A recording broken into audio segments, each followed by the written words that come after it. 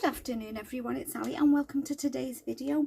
So today, as you know, we've started on the autumn themed journal and I've been going through a lot of my stash and I've got an awful lot of Tim Holtz ephemera, die cuts, yeah, all sorts of Tim Holtz things, and I thought I'd like to put a little kind of collage journal together, more an inspirational journal to look at rather than to write in and that. I just thought I fancy just getting my ephemera out and just using some of it. I've got loads of Tim Holtz fabric. I've picked just 3 there. I've bought this kit off Etsy and it was actually called Tim Holtz inspired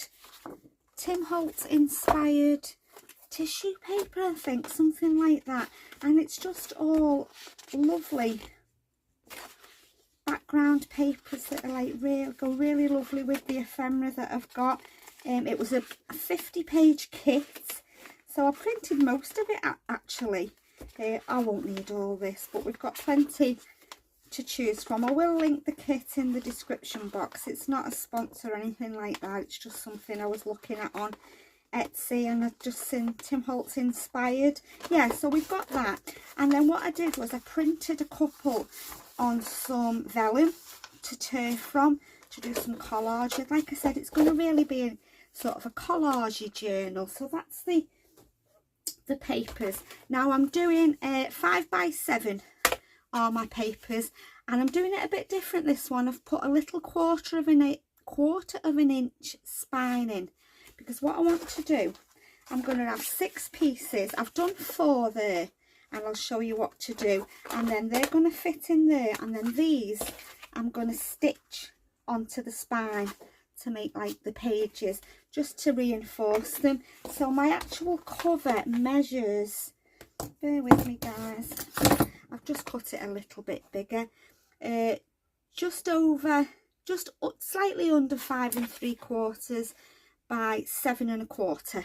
So yeah, 1/4 of an inch, and then my spine measures 2 1/4. So make sure I've got enough. So I'll show you how I made the pages. I'm only having 6 pages in, which will be like 32 sides, won't it, to embellish. Okay, so I've done 4. I'll do these 2 and show you. So you want to cut your card 11 by 7, okay.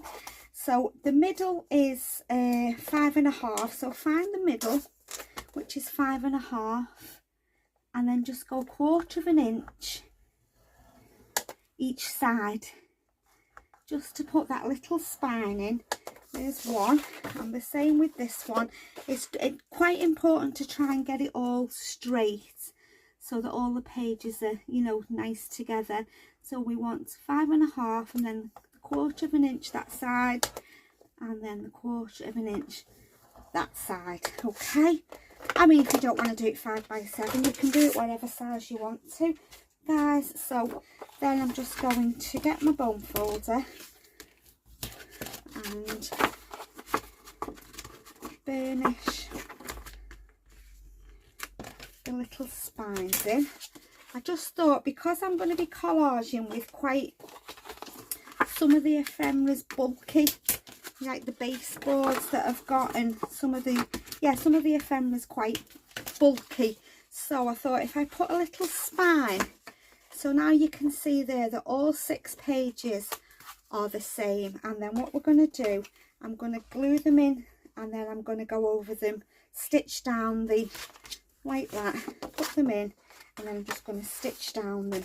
So we need to make the cover. Okay, so there's my 6 pages. You can put less, you can put more, but obviously make your spine a bit bigger. Now this is the problem I've got. I can't decide whether I want that one. I had to narrow it down. I couldn't make a decision. That one, or I don't think I want that one on this one. I can't make my mind up. I think I'm going to go with that one. Or no, let's go with blue. Let's have blue, because I've not used blue for ages. So what I'm going to do is I'm going to glue this down. Okay, I want to stitch it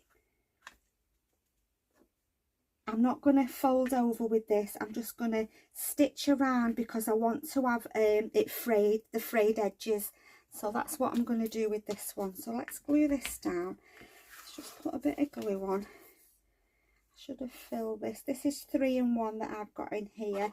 Now it's quite thin, this fabric, so I'm hoping you won't be able to see through it. I am going to collage on the front of the cover anyway. So if I just leave it like that, and then I can... do I want to... no, I was going to put some sellotape it together, but I don't think I need to. I can reinforce the spine on the outside. I don't really want tape interfering. So again, I'm just going to leave a little 1/4 of an inch. And then I'm going to leave the top, as you can see there. So I'm going to stitch right along the top and let it fray. So I mean, I haven't left much room there. I hope I'm going to be have enough there. Maybe I should have been a bit more generous, but I've done it now. We'll see. I've got more fabric if I make a mess of it anyway. Not that I want to. Okay, and the same with that. Just leave a little 1/4 of an inch, okay, like that. So what we want to do now, let's just get my fabric scissors, is just cut up there. That was clever, wasn't it? Let's just stick that down again. Yeah, like that. Okay, and then what I'm going to do is I'm going to cut along the bottom. I'm going to leave enough to, in fact I might have that as the top. I should have cut it first really before I glued my pieces on. Let's have a look. I've moved that now, haven't I? Okay, we can glue it back down. It's nothing, it's no great tragedy. Yeah, let's just put a bit more glue on there. I didn't put a lot on because I don't like it when the glue comes through your fabric, and there's no need to because I'm going to scruffily stitch over it as well, so I don't need lots of glue. So you can see there, okay, and what I'm going to do is I'm going to, yeah, that'll be nice. Which way around? Yeah, that way, because that writing is on the back. Okay, so now what I want to do is cut another piece to go over the top. Let's just cut this end bit off here. Okay, so let's just make sure we go over the top. Just want to make sure that I leave enough to stitch. So I think what I'm going to do, let's turn that over. Be better to work that way, won't it? Right, let's just cut down this edge first. So we want that. Okay, and now we want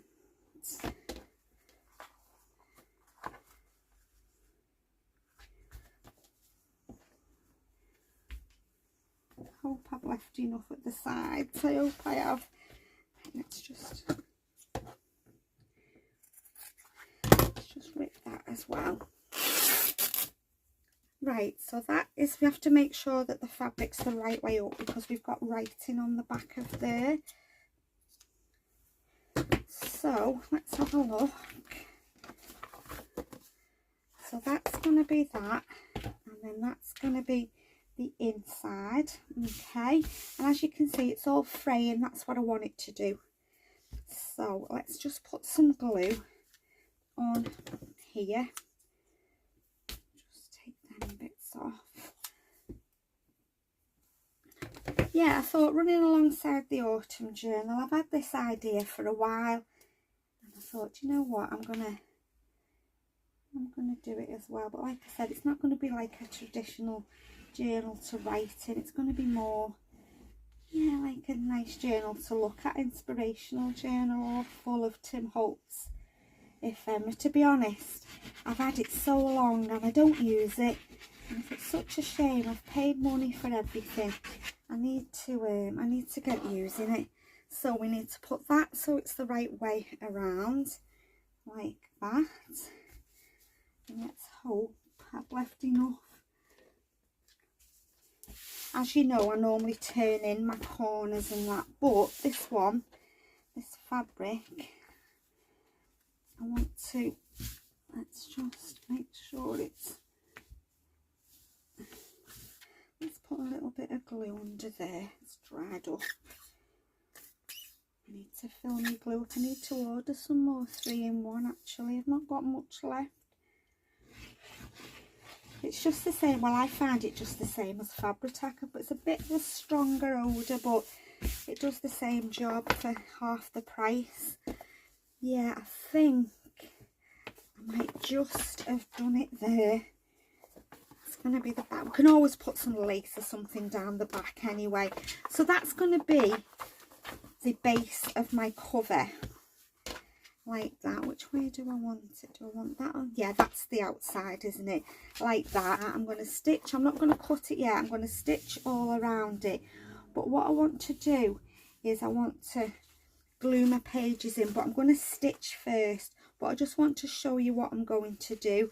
I'm going to glue my pages in the spine like that, as you can see. Okay, so that they all fit nicely into the journal like that, and you can see each, you know, each separate spine. They just fit nicely onto there, but I want to stitch around it first. I'm not going to do stitching on camera, guys, because my camera's not set up for that, and you'll be bored to tears. You don't want. I'm going to stitch around the edge of here, and then what I'm going to do, I'm going to